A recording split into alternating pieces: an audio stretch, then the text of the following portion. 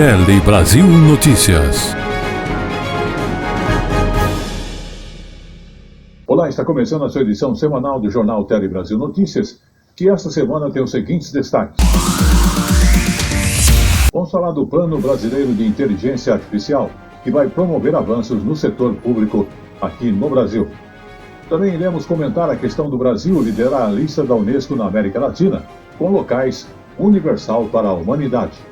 E estaremos também falando sobre a questão de turismo, sim, justamente a questão de viagens, porque gastos em viagens no país subiu em média 78,6%. Tudo isso e muito mais outras informações você acompanha nesta edição do Jornal Tele Brasil Notícias. Então, vamos a ela. No ar. Tele Brasil Notícias.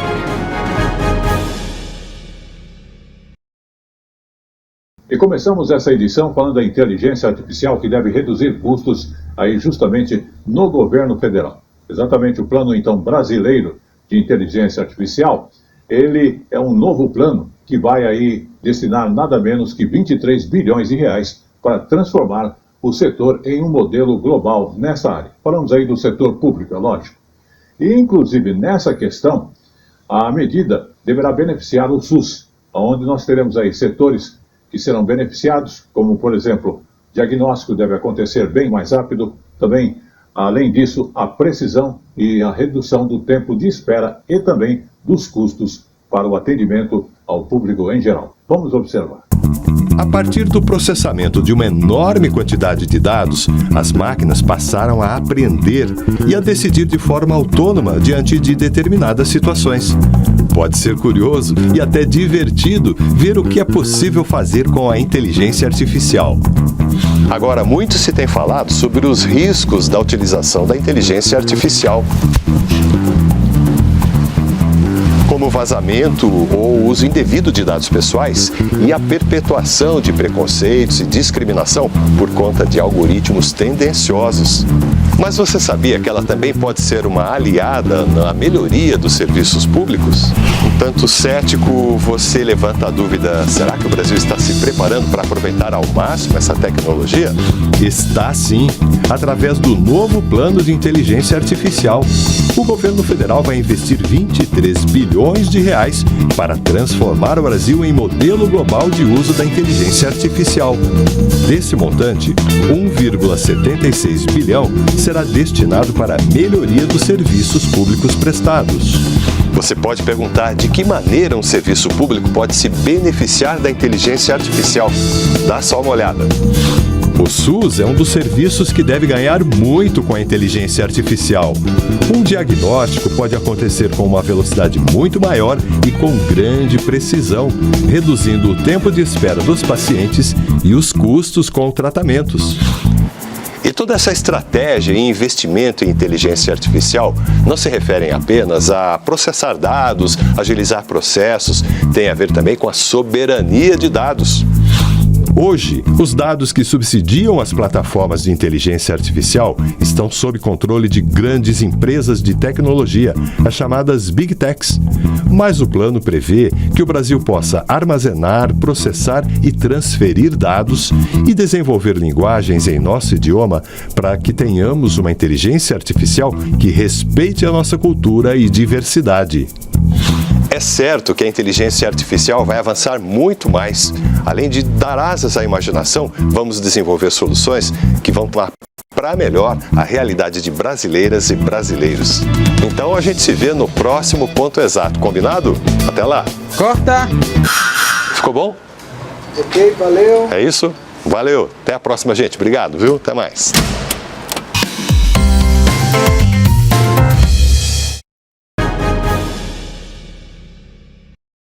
Muito bem, vamos falar de trabalho e de estudo, porque aumentou o trabalho e estudo entre os jovens. Em comparação com 2023, 2 em cada 10 jovens no Brasil não estudavam e nem trabalhavam, chamados neném. Esse número hoje representa uma melhora em relação a 2016, quando o percentual chegava quase a 3 em cada 10.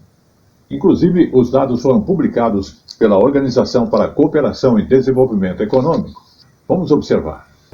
O relatório da OCDE aponta o fortalecimento do mercado de trabalho e a maior inclusão no ensino público como fatores que contribuíram para a redução dos neném. O levantamento mostra que também houve redução de jovens adultos sem o ensino médio completo.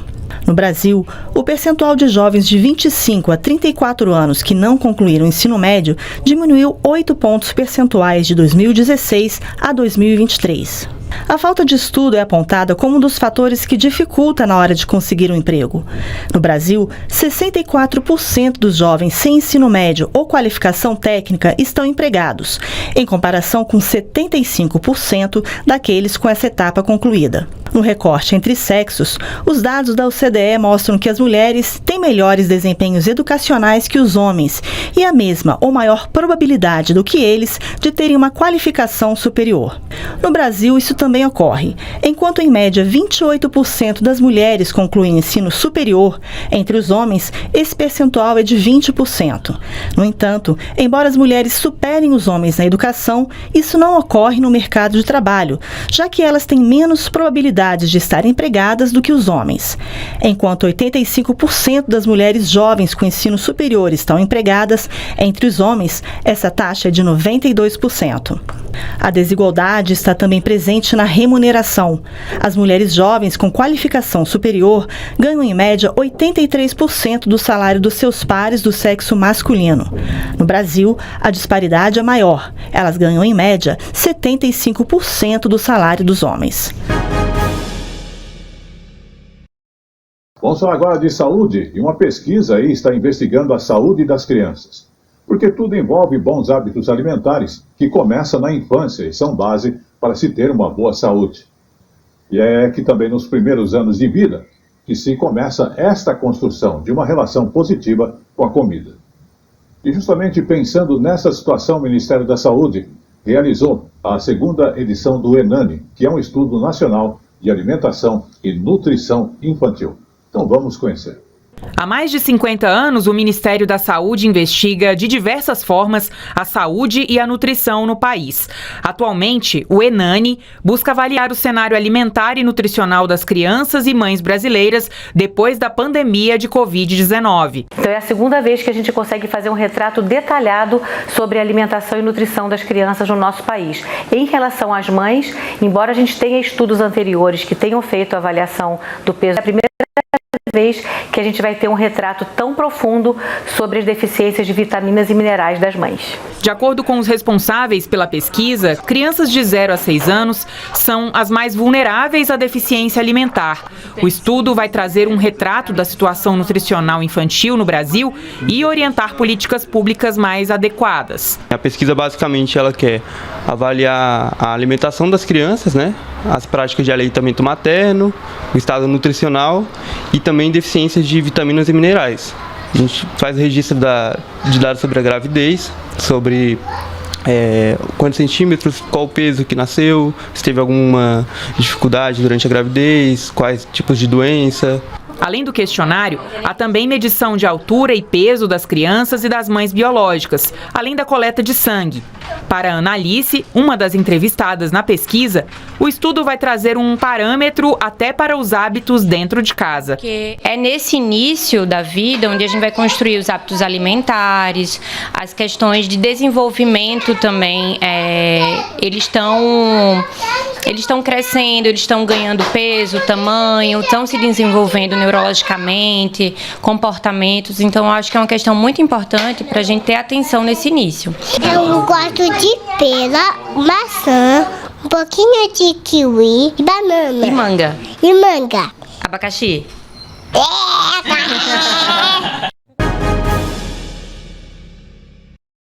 Vamos agora então falar de telefonia, porque a Anatel ela ampliou o uso do 0303, exatamente.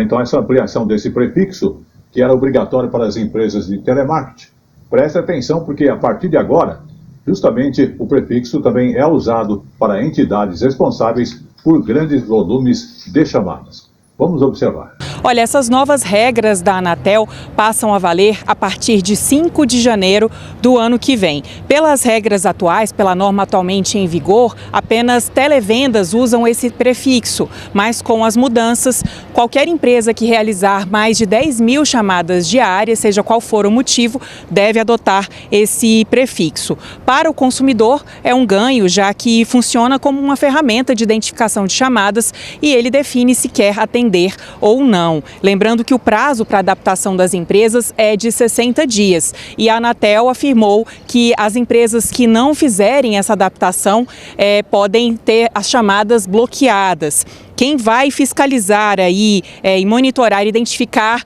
são as empresas de telecomunicações e também, é lógico, com a supervisão da Anatel. Vamos agora falar então dos umidificadores e os cuidados que devemos ter ao utilizá-los.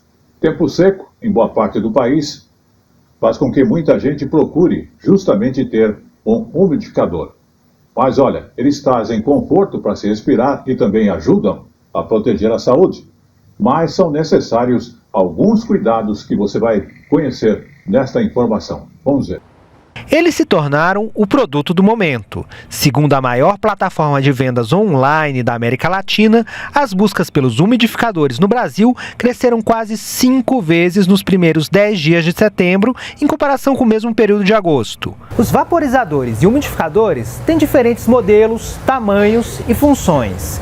Os menores e mais simples podem custar R$ 25,00, enquanto os modelos mais sofisticados podem chegar a R$ 300,00. A OMS, Organização Mundial de Saúde, considera níveis de umidade relativa do ar abaixo de 60% inadequados para a saúde humana. Quando o índice fica menor do que 30%, a situação é considerada crítica. Mas para evitar problemas, é importante ter alguns cuidados, como manter a higiene do aparelho e utilizar água filtrada ou fervida. Está tendo bastante procura de umidificador. Se a pessoa não conseguir um umidificador, o uso de uma toalha molhada às vezes, no ambiente também ajuda. Já sobe um pouco a umidade desse ambiente, porque realmente aumenta a quantidade de problema respiratório e essa estiagem.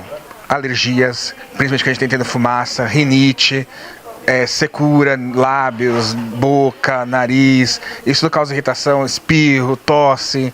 Tudo isso a gente consegue evitar melhorando um pouco a qualidade do ar. Além do umidificador, outros cuidados devem ser tomados. A baixa umidade causa inflamação no sistema respiratório e aumenta o risco de infecções. Não adianta só você ter o seu umidificador, você tem que também fazer outros procedimentos.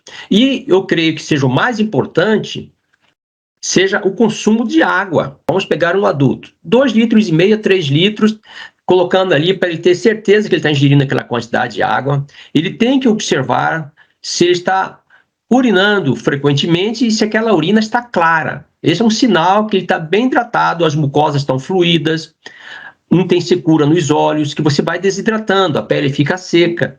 Aí você tem que ingerir essa grande quantidade de água. Vamos falar então de produtos orgânicos, que o mercado movimentou nada menos que 7 bilhões de reais. E isso aconteceu justamente em 2023, de acordo com a Associação de Promoção dos Orgânicos. A procura por temperos, ervas, castanhas e suplementos naturais é grande, mas o consumo inadequado desses alimentos podem trazer prejuízos. Vamos conhecer. De acordo com a Associação de Promoção dos Orgânicos, a Organis, apenas em 2020, no período da pandemia, o mercado cresceu 30% e alcançou quase 6 bilhões de reais. Já em 2023, cerca de 7 bilhões foi movimentado. Os temperos, as ervas, os nuts e as oleaginosas ocupam espaços nas gôndolas das lojas e agora ainda mais na dieta das pessoas. É crescente a procura por temperos sem glutamato monossódico, conhecido como Ajinomoto. Tem crescido muito a procura por esses temperos. No geral, chips de batata, milho espanhol, castanha, amendoim, pasta de amendoim que a gente faz na hora também. Tem crescido muito a busca por esses produtos, principalmente também suplementos, creatina whey protein, barra de proteína. O mercado de produtos orgânicos e naturais tem crescido significativamente no Brasil nos últimos anos. Especialistas indicam que a busca por uma vida mais saudável é a resposta para esse crescimento no número de vendas. Mas apesar dos inúmeros benefícios e de ser produtos naturais, é importante compreender que o excesso pode ser prejudicial. As pessoas estão fazendo mais exercícios, estão querendo cuidar mais do corpo e faz com que aumente essa quantidade de produtos naturais. E a gente também, como nutricionista, a gente recomenda, porque não são produtos industrializados, são produtos mais saudáveis.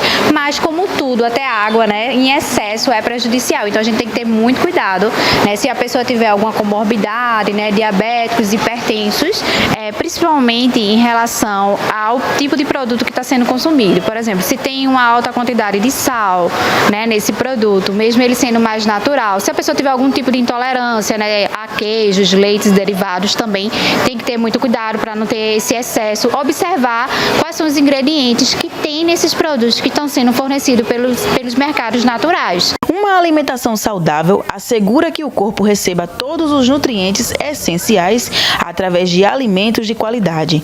No entanto, é sempre fundamental buscar orientação especializada para adequar a dieta às necessidades individuais. Antes de consumir qualquer produto natural, é importante que você tenha aí o acesso ao nutricionista para depois vir numa casa, né, ou na própria casa do mercado natural, comentar um pouco, né, se a pessoa tiver alguma comorbidade ou algo do tipo, que as pessoas vão saber também lhe instruir.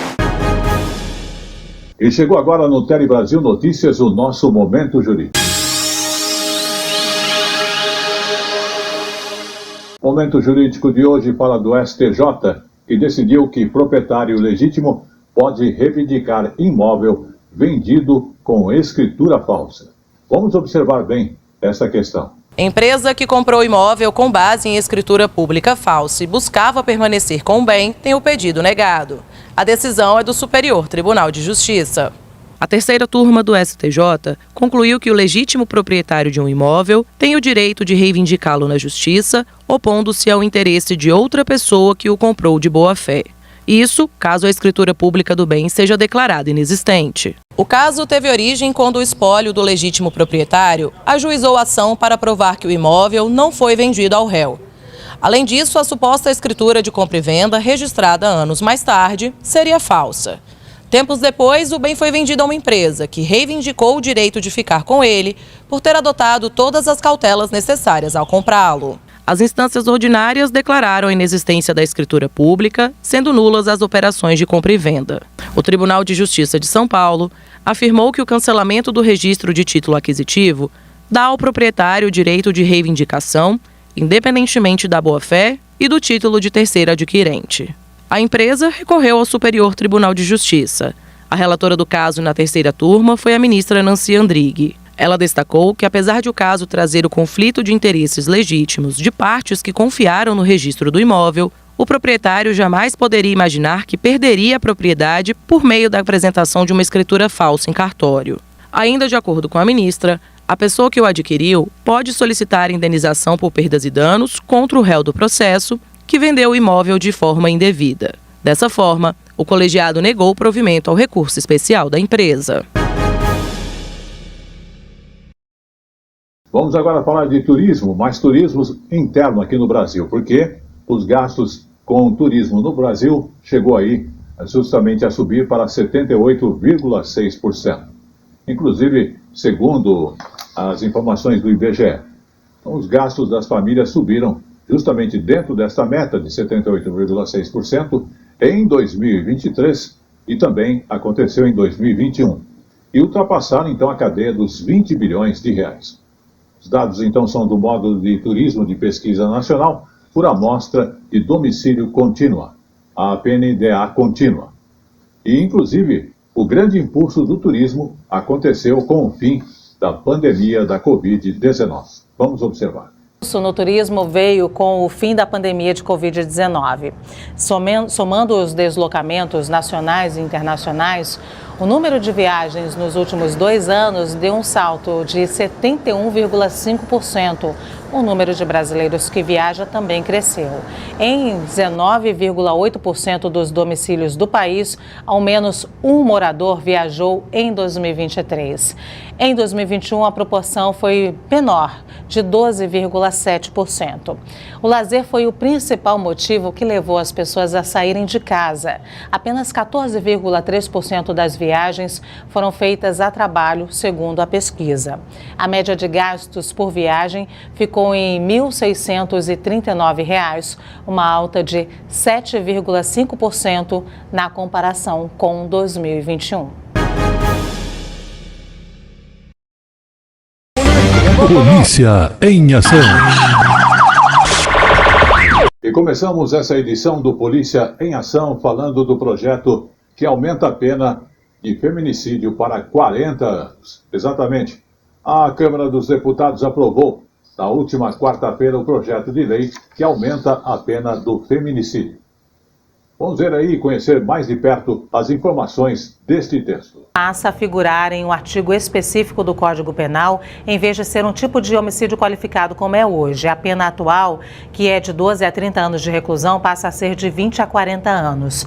As novas situações podem aumentar a pena. São de assassinato de mulher gestante nos 3 meses depois do parto, ou se a vítima é responsável por criança, adolescente ou pessoa com deficiência de qualquer idade. Também são agravantes o fato do autor utilizar a execução de armas de fogo, de uso restrito, tortura ou outro meio cruel, como veneno, fogo explosivo e mesmo emboscada. O projeto de lei ainda aumenta as penas em casos de violência doméstica, tais como ameaça, agressão, lesão corporal, injúria, calúnia e difamação. O texto havia sido aprovado no Senado em dezembro do ano passado e agora segue para a sanção do presidente Lula. E vamos agora ao segundo caso do Polícia em Ação, falando então do Ministério que está alertando contra golpes do falso programa Bolsa Rural. Exatamente, então preste bem atenção. O Ministério então do Desenvolvimento e Assistência Social, Família e Combate à Fome, o MDS, está alertando que é falsa justamente a informação sobre formulário para o Bolsa Rural.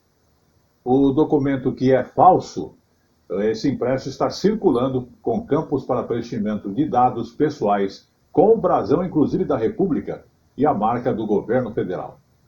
Então o MDS está informando que o Bolsa Rural não faz parte então dos programas que são implementados pelo governo e reforça que está tomando as medidas legais necessárias para denunciar todos os tipos de envolvimentos que levam para este ato. Vamos observar. O Ministério do Desenvolvimento e Assistência Social, Família e Combate à Fome tomou conhecimento de que circula em meio impresso um suposto formulário para o Bolsa Rural, com campos para preenchimento de dados pessoais e com o brasão da República e a marca do governo federal. Mas atenção, não caia em golpes. Para alertar a população sobre possíveis fraudes e mensagens falsas, o MDS informa que o suposto benefício não existe na relação de programas do governo federal, ações, projetos ou atividades implementadas. O MDS declarou ainda que está tomando as providências cabíveis em lei para denunciar todos os envolvidos nesse ato irresponsável e solicitou a apuração do caso pelos órgãos competentes. Então, fique atento sempre ao fornecer os seus dados para terceiros. E para evitar cair em fake news, se informe em fontes oficiais e seguras. E quando se tratar de seus dados pessoais, a atenção deve ser redobrada.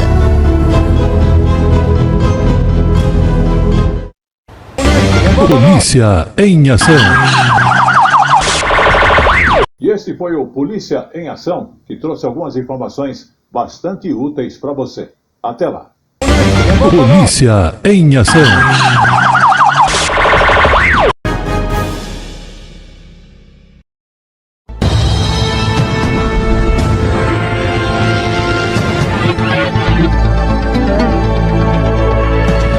E no Tele Brasil Esporte no ar. Vamos falar da exposição no Rio que retrata os 27 anos do projeto Craques da Vida. O projeto social, então, Craques da Vida, ganhou o seu espaço de exposição em um shopping em Bangu, lá na zona oeste do Rio de Janeiro. E, inclusive, a homenagem aos 27 anos da ONG, criada por Franklin Ferreira, na comunidade da Vila Aliança, foi conferida de perto. Então vamos observar. O projeto Craques da Vida ganhou um espaço de exposição em um shopping de Bangu, bairro da zona oeste do Rio de Janeiro. Aqui é possível conhecer a ONG criada por Franklin Ferreira na Vila Aliança, comunidade que fica próxima ao local. O projeto atende atualmente 275 crianças e jovens e já impactou a vida de mais de 6 mil pessoas. A ideia é retratar um pouquinho da história. Tem muito mais coisas envolvidas. São mais de 6 mil vidas que passaram pelo projeto. Cada troféu, cada foto, cada camisa tem um significado. É como se cada pessoa fizesse um pouquinho da obra e seguir o seu legado. A exposição mostra um pouco dos 27 anos do projeto Craques da Vida. São fotos, troféus e camisas que contam a história da transformação do sonho do Franklin Ferreira em realidade. Eu falei assim, eu vou mudar o mundo, mas o mundo era muito grande, né? E eu falei assim, então eu vou mudar minha favela. A Vila Aliança, pelo menos, ela vai ter algo diferente. Eu quero mostrar, eu quero entrar, por exemplo, você tecla lá na internet, no Google Vila Aliança, você só não vai ver só tiro, operação policial, não. Vai ter esporte, vai ter futebol, eu vou estar lá no meio. Márcio Cardoso tem 15 anos e está no projeto desde 2023. Graças ao sonho de Franklin, ele também pôde perseguir o dele, de ser jogador de futebol como tantos outros alunos. Tipo assim, eu sonho de jogar no Flamengo, em jogar uma Champions League, uma Copa do Mundo, e sempre carregar a Vila Aliança comigo. O Real Madrid eu me inspiro muito, tipo assim, no Vini Júnior, no Neymar, que é o meu ídolo. Hoje a gente tem o Wesley, que joga no Sub-20 do Vasco da Gama. A gente tem o Alexandre, que está indo para o Campo Grande, eu acho que está no Campo Grande. Tem o Lucas, que está na Sérvia. Tem o Miguel, que hoje está no Fluminense. Tem o Davi, que está no Botafogo. Gabriel Nascimento tem 27 anos e foi aluno do projeto por 12. No início, ele também queria ser jogador de futebol. Com o tempo, o sonho mudou e ele se formou em educação física.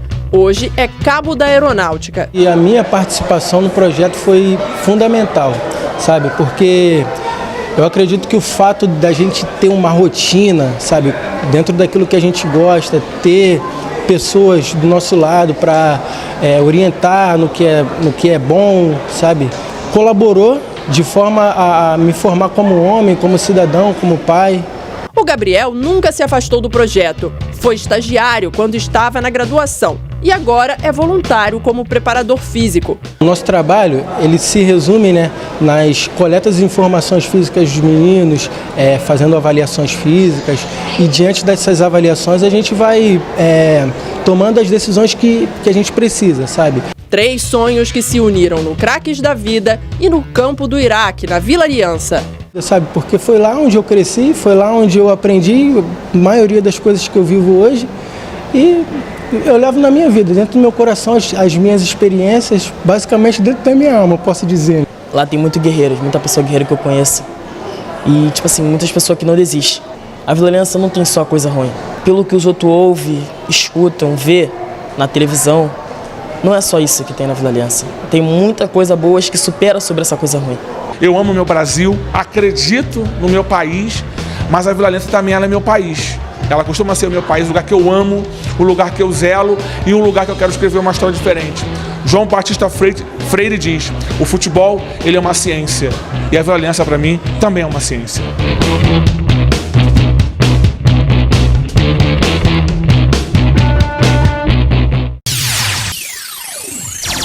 Tele Brasil no Esporte. E esse foi o Tele Brasil Esporte no Ar, que trouxe uma informação bastante útil para você. Até lá!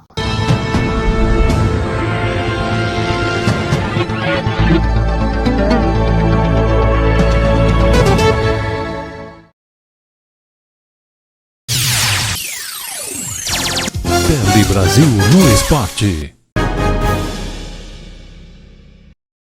E como eu falo sempre, tudo que é bom dura pouco, e o Tele Brasil Notícias está chegando ao seu final, agradecendo a sua audiência aqui no país ou em qualquer parte do mundo. Antes de encerrarmos, vamos falar do Brasil, que lidera a lista da Unesco na América Latina. Exatamente, foi uma lista que foi atualizada recentemente dos países com locais considerados de importância universal para a humanidade. Lugares detêm, então, valores culturais e também ambientais, e justamente que precisam a proteção e a preservação. E o Brasil, aqui na questão da América Latina, ele possui 24 pontos em todo o território nacional e tidos como patrimônios da humanidade. Vamos observar. A atualização mais recente dessa lista, editada pela Unesco, aconteceu em julho. 24 novos locais foram incorporados. A relação agora conta com 1.223 pontos tidos como patrimônios mundiais. No Brasil, o último sítio a ser incorporado foi o Parque dos Lençóis Maranhenses, conhecido pelas dunas de areias e lagoas formadas pelas chuvas. Entre outras localidades já mencionadas pela Unesco, destacam-se o Centro Histórico de Salvador, o Conjunto Urbanístico de Brasília, considerado o primeiro bem contemporâneo reconhecido pela Unesco. O contraste entre as montanhas e o mar conferiram ao Rio de Janeiro o título de primeira paisagem cultural urbana do mundo. Também no Rio, o sítio arqueológico do Cais do Valongo passou a integrar a lista de patrimônio cultural por causa da importância como memória da violência contra a humanidade. Calcula-se que cerca de 1 milhão de africanos tenham entrado no Brasil por esse porto. A casa onde viveu o paisagista Roberto Burle Marx, também no Rio de Janeiro, foi incluída na categoria Paisagem Cultural, que reconhece bens que possibilitam a interação entre o ambiente natural e as atividades humanas. Em Minas Gerais, o conjunto arquitetônico da Pampulha, em Belo Horizonte, foi reconhecido como bem cultural do patrimônio moderno, por abrigar 4 edifícios concebidos pelos mesmos arquitetos que anos mais tarde projetariam Brasília. Entre os patrimônios naturais da humanidade no Brasil consta o Parque Nacional do Iguaçu, com um conjunto de cataratas em meio a uma floresta de Mata Atlântica, eleito como uma das 7 maravilhas naturais do mundo. Há também o Complexo de Conservação da Amazônia Central, com a maior área protegida da Bacia Amazônica, uma das regiões mais ricas em biodiversidade do mundo. A isso juntam-se as áreas protegidas do Pantanal, por serem um dos biomas com uma das maiores reservas naturais do planeta. Em Goiás, destacam-se os parques nacionais da Chapada dos Veadeiros e das Emas, na região do Cerrado Natural, por possuírem um dos ecossistemas tropicais mais antigos e diversificados do mundo.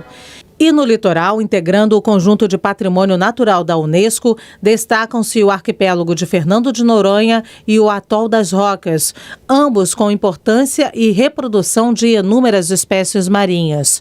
Há também a Ilha Grande e a cidade de Paraty, consideradas o primeiro bem brasileiro inscrito na categoria de sítio misto, que reúne atributos cultural e natural.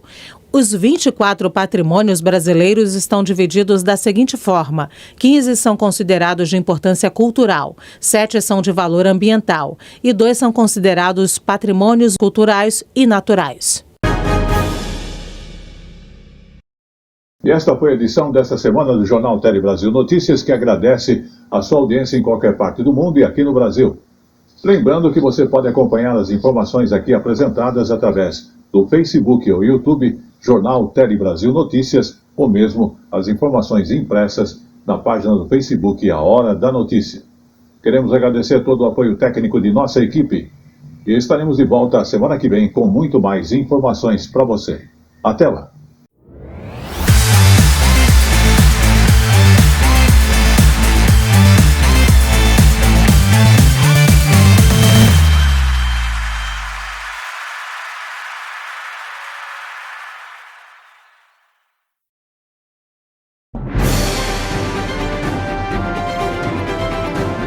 Tele Brasil Notícias.